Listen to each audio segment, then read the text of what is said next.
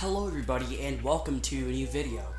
So, sometimes it might be a little bit difficult to get into PC gaming because of price constraints, but I think I've come up with a build that stays at a relatively low cost while outputting pretty decent performance. This is the $93 gaming PC. So, before we actually get onto the build, let me talk about the base system. So the base system is a Dell Optiplex 780 desktop that I picked up for $35. It comes with an Intel Core 2 Duo E8400 clocked at 3 GHz on both cores, 3 GB of DDR3 RAM, and no present hard drive or graphics card. We'll be addressing a hard drive issue very soon.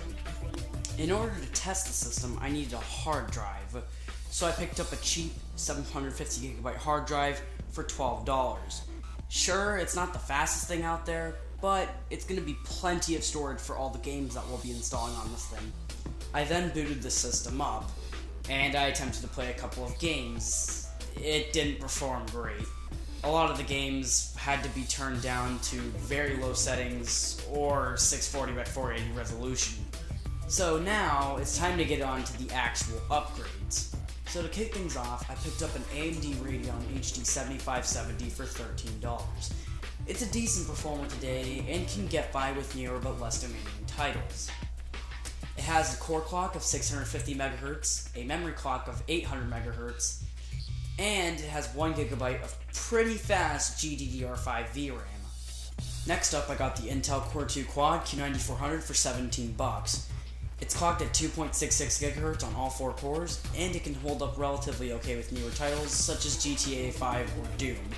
Sure, we are losing a bit of the clock speed from the Core 2 Duo, but we are getting 2 extra cores, which are pretty nice to have. Finally, I picked up 6 GB of DDR3 RAM for $16. It's nothing really special, just one stick of Patriot memory and another stick of Samsung memory.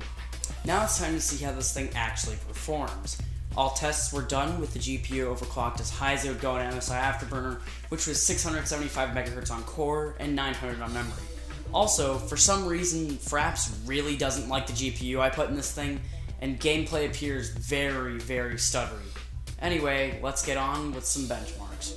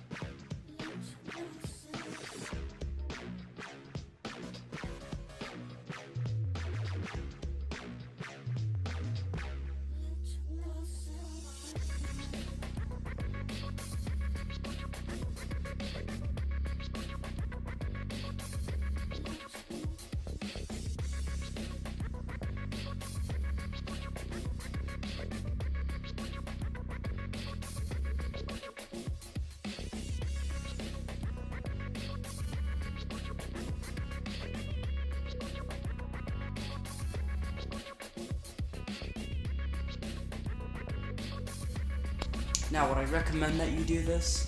Well, probably.